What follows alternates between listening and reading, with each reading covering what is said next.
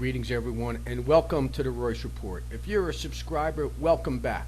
If you are new here, please hit subscribe, hit the bell as well, and you will be notified each and every time a new video is posted.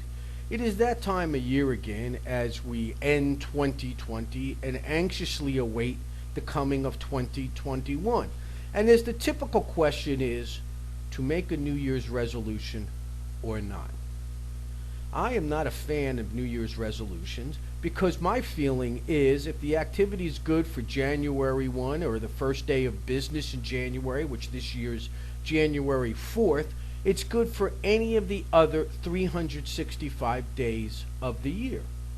With that said, I am a huge proponent of setting goals, objectives, and activities. Now, that's not to say January 1 is not a unique day on the calendar. First, it is a holiday for most cultures and most countries. And it is also the day in which the tax man resets the clock, and December 31st is the day in which most bonuses in businesses that furnish bonuses is calculated. It is also the end of what I believe is a 45-day holiday season. I believe the holidays start the Monday before Thanksgiving and subsequently continue until the first business day of January. Subsequently, January 1st is both the beginning and the end. And in the words of Paul Thoreau, he is an American travel writer and a novelist, he says this: winter is a season of both recovery and preparation. Using a sports metaphor, I'd like to look at this time of the season as spring training for baseball or training camp for football. It is a time to look back and evaluate what went really well, what needs improvement, and what needs dramatic improvement. And this is the identical process that athletes follow and musicians follow. When they're on the off season in sports, very few athletes that I read about or I know about just stop and freeze completely. They do have a regimen. It's the same thing with musicians. Musicians that are not touring or playing for a show or recording an album or a CD continue to practice during what that would be their off season. So I like to look at January 1st as opening day of business, or the first business day of the new year, which in this case is January 4th. And before each opening day, there is that period of preparation. And the look back question for this year is, what did we all learn during 2020? The first thing that we all learned is external forces can turn our businesses on a dime, and in 24 hours, everything was turned upside down because of the pandemic. The other items that we should have learned is that we need to have the ability to solve challenges and the ability to work together with other businesses and business professionals, because solving a challenge by working together is far better than trying to go at it alone. As I stated earlier, I'm a huge fan of plans, preparation, goals, and setting objectives. So now the big question is, how do we move forward for 2021? Here are my 4 steps and 4 recommendations. This is specific for people whose businesses during December have a tendency to slow down. If your business is one of those businesses that pick up, then please replay this video when your business starts to slow down, because all businesses have cycles. Take some time for yourself. Take some time for yourself and write down your goals and objectives for 2021.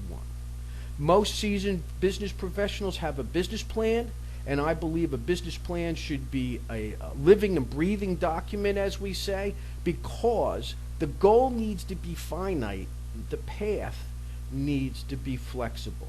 So number one is to make sure you specifically write down your objectives and your goals for 2021.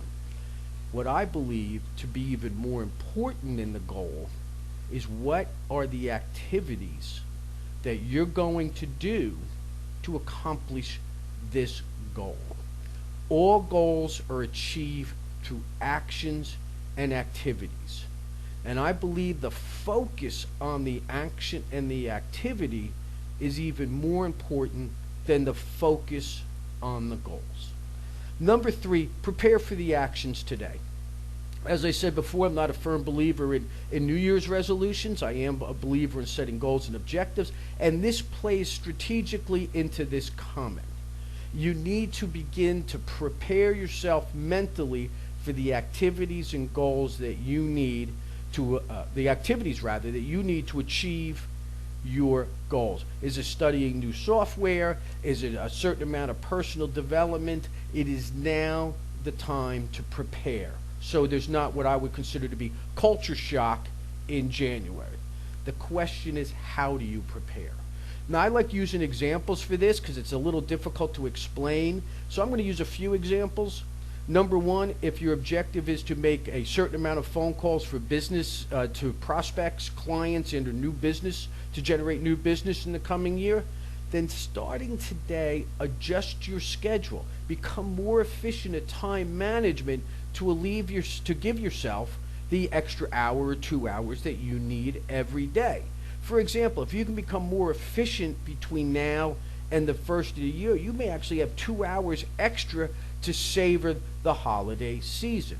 If your objective is to go on an exercise program in January, start today.